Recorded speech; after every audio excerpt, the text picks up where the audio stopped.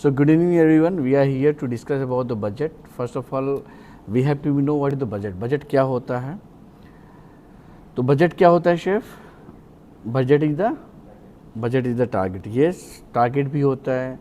अगर हम सिंपल भाषा में अगर हम बात करें, कोई सवाल पूछता है बजट क्या होता है, आपको budget is the target.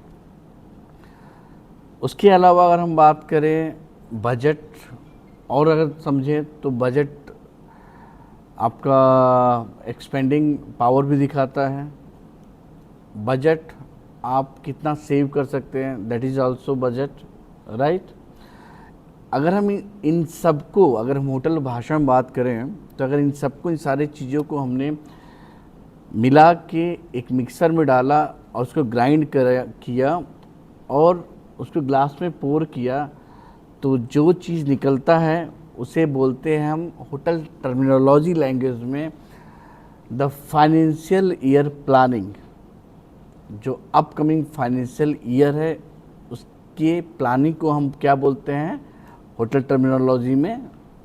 Budget, right. अगर हम अकाउंट से बात करें तो अकाउंट डेफिनेटली विल टेल कि यस सर हम फाइनेंशियल ईयर की प्लानिंग करते हैं. अब फाइनेंशियल ईयर की प्लानिंग करने के लिए सब चीज़ हम एग्जैक्ट लेके नहीं चलते, हम एक फोरकास्ट लेके चलते हैं.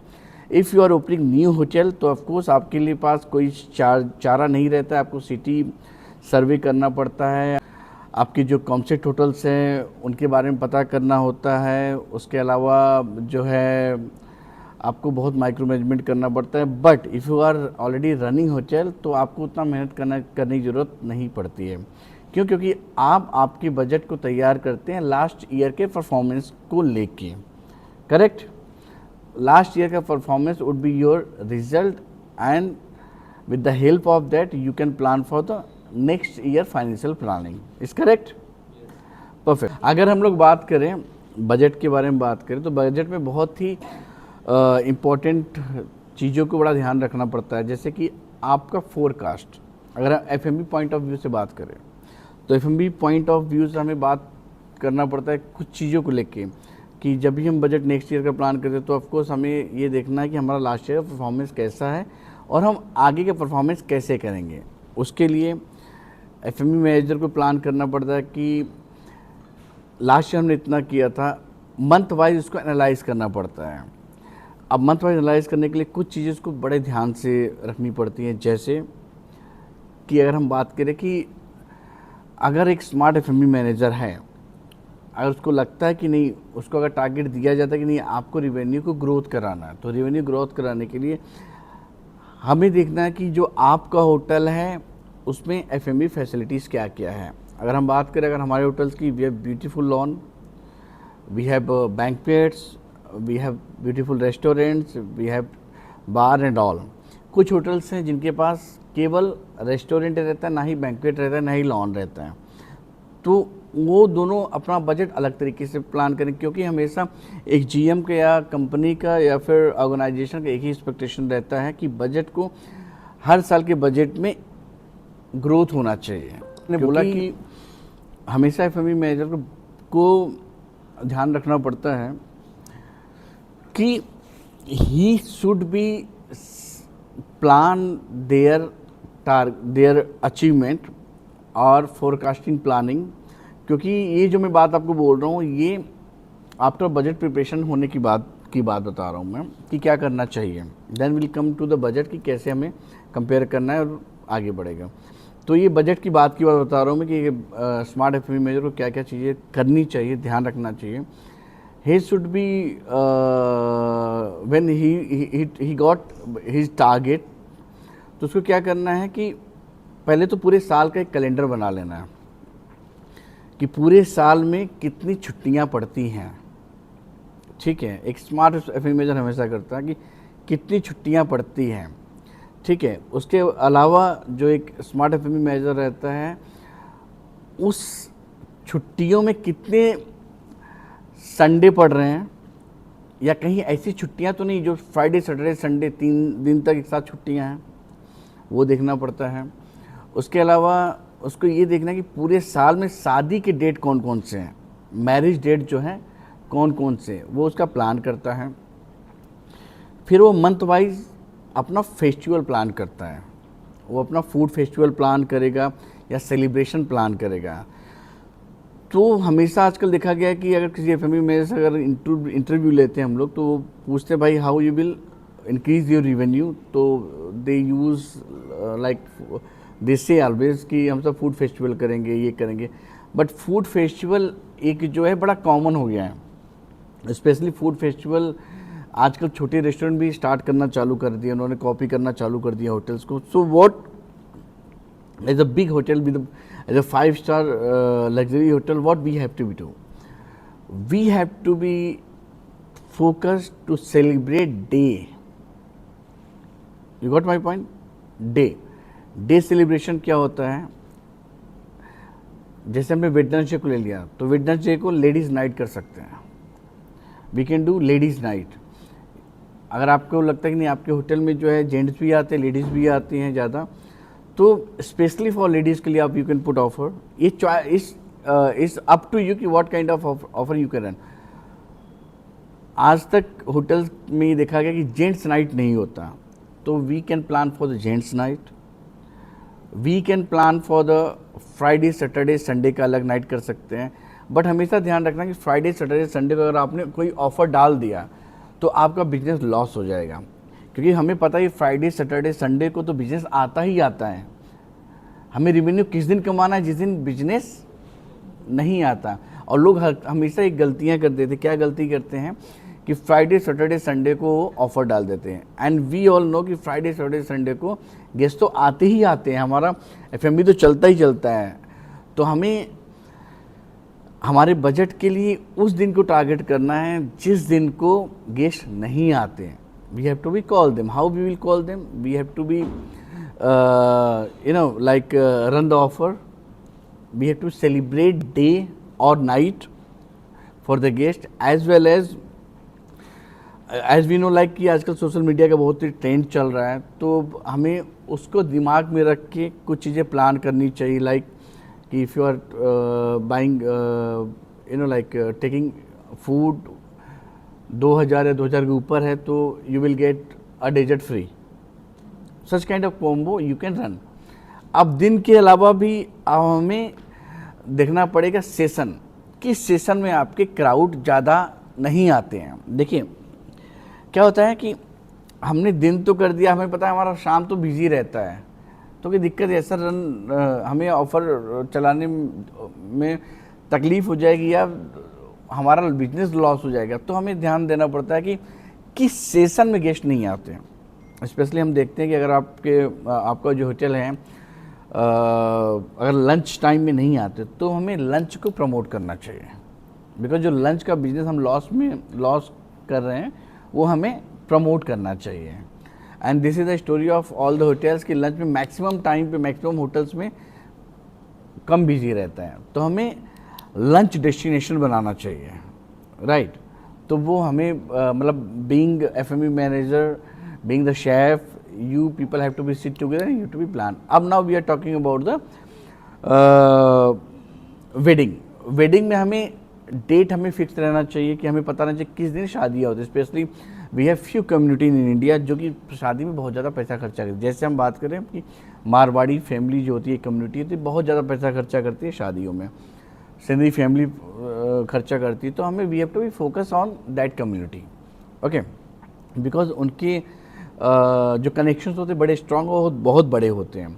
तो हमें क्या करना चाहिए कि जितने भी शादी की डेट्स हैं उनको हमें नोट कर लेना चाहिए, और उस शादी के डेट के 6 महीने पहले, एटलीस्ट 6 महीने पहले आपको एड शूट करना चाहिए, प्रमोशन करना चाहिए which should be related to destination wedding destination. क्योंकि शादी की बात करें तो लोग 1 साल या 8 महीने पहले ही होटल बुक कर लेते हैं, ठीक है। तो आपके पास इंक्वायरीज आना चालू हो जाएंगी। अब आजकल कई जो है वेबसाइट्स हैं जो शादी को प्रमोट करते हैं, जैसे हो गया आपके वेड मी गुड, ये है वेडिंग वायर है, हो गया ऐसे venue.com हो गया। ये सारे कुछ साइट्स हैं जो आपके जो वेडिंग के लिए जो है लोगों को I mean, they promote your hotel in the terms of wedding, मतलब लाइक बैंक्वेटिंग, तो आप उसको भी कर सकते हैं। अगर आपके यहाँ पे बहुत ज़्यादा इतना डिमांड नहीं है, आप ये कर सकते हैं। उसके अलावा आपको ध्यान देना है कि कुछ शहर में BNI होता है, BNI मीटिंग्स होते हैं, वहाँ पे आपको फोकस करना चाहिए। बीइंग गुड होटल, आपको वहाँ पे एसोसिएशन का पार्ट बनना चाहिए, जहाँ पे एक छत के नीचे कई बिजनेसमैन मिलते हैं आपको, तो that will effect to your hotel business actually. As well as आपको जो है जो इनकी जो कुछ जो कम्युनिटी हैं उनके जो प्रेसिडेंट होते हैं, you have to be talk with them, you to meet with them and you to be push them for the promote our wedding venue. ये आपको करना चाहिए, ठीक है। आपको अच्छा और अट्रैक्टिव जो है, आपको अच्छा और अट्रैक्टिव एक मेन्यू बनाना चाहिए। Even I am saying not menu only, you have to be make like combination of rooms plus venue का एक अच्छा आपको व्हाट इज कॉल्ड, क्या बोलते हैं आपको, पैकेज बना, आपको पैकेज बनाना चाहिए and you have to be promote that. अब जैसे कुछ होटल्स होते हैं, व्हाट दे डू कि आप do wedding बैंक्वेटिंग start at the rate of 1000 rupees plus taxes और 699 plus taxes. 699 plus taxes is your attractive. It's 699 में की अगर हम बात करें, 699 लोगों को इनवाइट कर रहा है कि आओ 700 में हम आपको जो है बैंक्वेट दे रहे हैं, बट उस 699 में क्या मिल रहा है दे डोंट नो, बट वो इंक्वायरीज आएगी आपके पास, आपको you will meet with the guest, you will talk with the guest. फिर उसके बाद में जितना वो ज़्यादा मांगते जाएंगे उतना आप उसमें चीज़ों को ऐड करेंगे, ऑफकोर्स उतना रेट आपका मेनू का बढ़ता जाएगा, ठीक है। ये होना चाहिए for such kind of property. We like we are in Goa, तो हमारे पास जो इतनी प्यारी प्रॉपर्टी समुद्र किनारे है, तो हमें क्या करना चाहिए, हमें डेस्टिनेशन वेडिंग के नाम से एक पैकेज बना के मार्केट में फ्लोट करना चाहिए। रूम के साथ साथ आपको जो है वेडिंग वेन्यू भी दिया। अब ये डिपेंड करता है कि हम यहाँ पे कैसे, जैसे हमारा प्रॉपर्टी है, हमारी प्रॉपर्टी हम 80 लाख 90 लाख 1 करोड़ में भी बेच सकते हैं एक शादी का, ठीक है। तो ये सारी चीज़ जो प्लानिंग होती है तो हमें करना चाहिए। और GOP जो होता है, जो भी ऑपरेशनल कॉस्ट को हम माइनस करते हैं टोटल सेल से। अब सेल कैसा लिया जाता है, सेल 2 टाइप के सेल होते हैं, एक होता है नेट सेल और एक होता है gross sale. What is gross sale? Gross sale जो टैक्स मिला के हम लेते हैं, that sale is called your gross cell.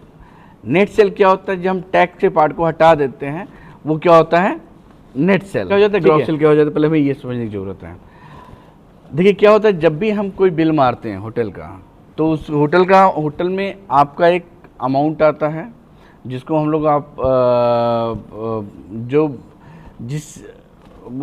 हमने प्रिंट किया। प्रिंट करने के बाद हमने बिल मारा, बिल मारने में आप देखेंगे वहाँ पे नीचे से जो है GST लग के आता है। जो वो GST लगता है, GST के बाद का जो अमाउंट होता है, that would be your gross sale. हमें वो अमाउंट जो गवर्नमेंट को जाता है उसको हमें हटाना पड़ता है। हटाने के बाद जो सेल आता है, that is called your net cell, ठीक है। अब हम बात आपको लेने के लिए, आपके जितने भी टोटल नेट सेल लिए हमने, उसमें से जो ऑपरेशनल कॉस्ट है उसको हमें माइनस करना पड़ता है।